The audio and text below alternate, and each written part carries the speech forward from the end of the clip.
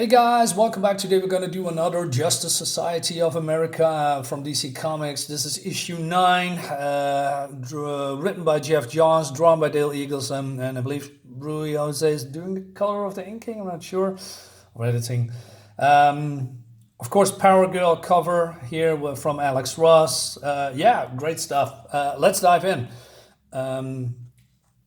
So this is named Thy Kingdome Come, and that is a hint for what's happening later in this book.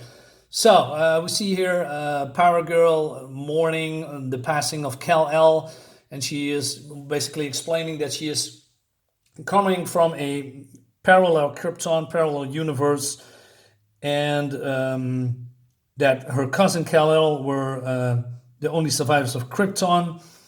But that universe was annihilated, and I believe there was I'm going a little bit too fast, but anyway, she says there was only one universe left, and she found this Earth Superman and welcomed into the Justice Society of America, right?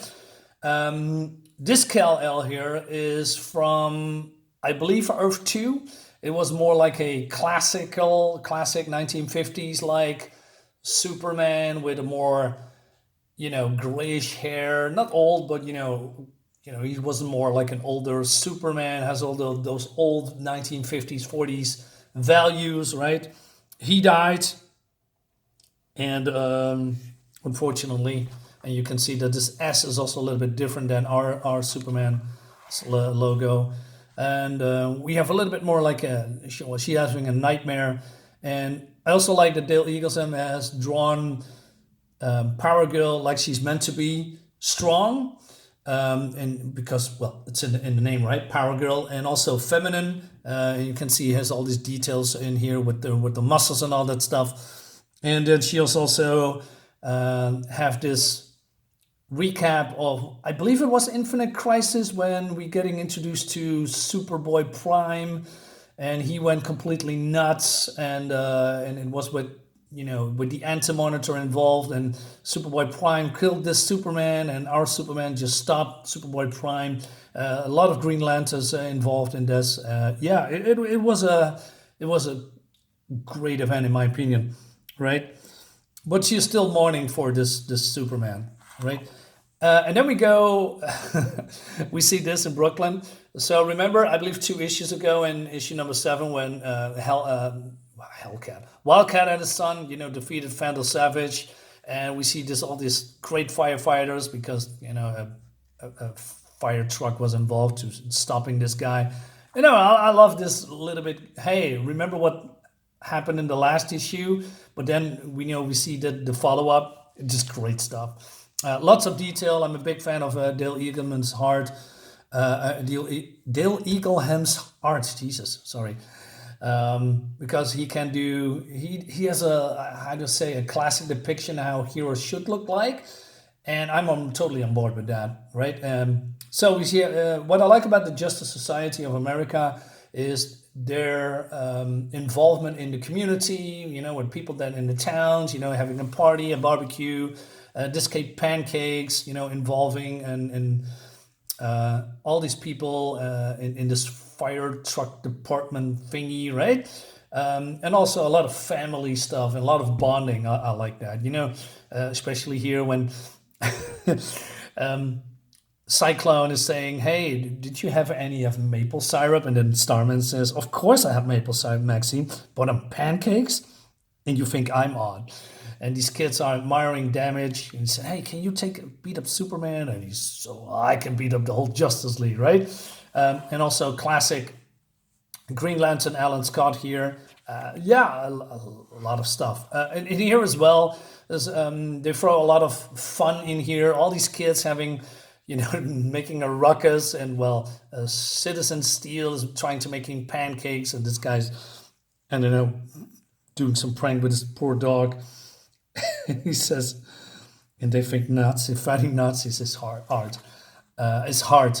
And that you see this follow up when this dog here is just, "Hey, what's on my tail?" It's this canister, and but the only downside is that I think it's very dark pancakes.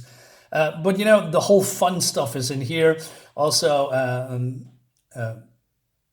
Jay comes in and he says, "You're a bit old for her, aren't you, son, Mr. Garrick? Sir, I'm a big fan. That's all. Big fan of you too. You are being so fast, and you have a fire to put out." Yes, sir. I'm not sure what kind of fire he means, but so Courtney is embarrassed, right? A lot of fun stuff, right? A lot of details, a lot of small little things, like this, right? So they're having a boxing match, and we have this classic guy that probably runs some floozy boxing ring in an alley or something, and it's all for charity. And Wildcat is boxing for his son, and he's teaching him a couple of lessons. He says it's for charity, and he doesn't want to do it. Well, if it's for charity, so they're having a father and son fight, and everybody's cheering, right? Yay! But Wildcat sees a veteran as he is as a boxer, and he says, "You're telegraphing heavily with the tails of yours." "No, I'm not." "Yes, you are. And yeah, so the shenanigans goes a little bit on, and it's fun. But then at some point, there's a real fire breaking out, and the fire department is getting together and getting ready to put out the fire. And like I said, this guy with the cigar, and we don't see cigars in comics anymore. I mean, smoking is bad, don't get me wrong, but it has always something rugged, something like that. I miss that. More fun stuff with this beautiful double spread, double page, right? Again, with the details, we see Courtney having, how she sits on her, cosmic staff, and then Damage here on the side with the fire truck, and this dog is having fun with the wind blowing in his face, and Liberty Bell, holding her husband like that, and then Cyclone here is riding her Cyclone. I don't know, like a skateboard. It's just fun, right? But the fun stops a little bit here. I mean, when it comes to seriousness, because this building is on fire, and so Maxine wants to help, and Jay says, "Hey, we're going to make some small twists together, try and dampen the fire without spreading it." And then Paragirl, who's the chairman of the GSA, says, "Hey, Nate, you cannot come because your body is getting too heated, because he has a metal body, right? And if something's going to happen, he cannot get out on time because he's pretty slow," and it bums him out real good. So yeah, and then not only that, so Paragirl and Alan Scott breaks in, and I love that when they all use their abilities. Well, Wildcat 2, I'm not sure if that's the real name of his son, smelling, the victims in here. The ceiling is breaking. Our Man comes in, saving the day, right? It's just all classic superhero stuff. It's just very good. But then they see what causes the problem. So we see here a body, and when I thought, hey, is this a demon? But it seems that this is a demon boy called Goff. He was a villain when Liberty Bell and Damage were in the Titans. And she says Goff was a singer. He lured his kids backstage to his own personal torture chamber. This freak claimed he was some kind of a demon. Liar, liar, this factory is on fire. And but he's dead. And the fire comes from the body, although he's still dead. It emanates, fire, right? Because he was blasted through the chest. Also, some more small details. This ramp is buckling because of all the onslaught here. And it seems that Alan Scott cannot do nothing because somehow the fire is messing up with his ring. So he cannot do anything. So Paracel comes in. But I don't know, it seems she's burning too. Maybe because of the magic, the fire is magic or something. I'm not entirely sure. I mean, she's Kryptonian. Normally, fire wouldn't do anything to her, but in this case does. Adds. So then Starman comes in. He says, "I can get rid of the furnace before it goes up. Baba boom." He's still a little bit nuts. And my Legion ring protects me from the cold space and the heat of the sun. And why, whenever I really need to throw something far, far away, is that a Superman quote? Up and away, or something else, something where nothing gets out. I think of a black hole. Have you ever done anything like that? No, but I can make a black hole. I know I can. So Demi says, you're not going to leave this up to Cuckoo for Cocoa Puffs, are you?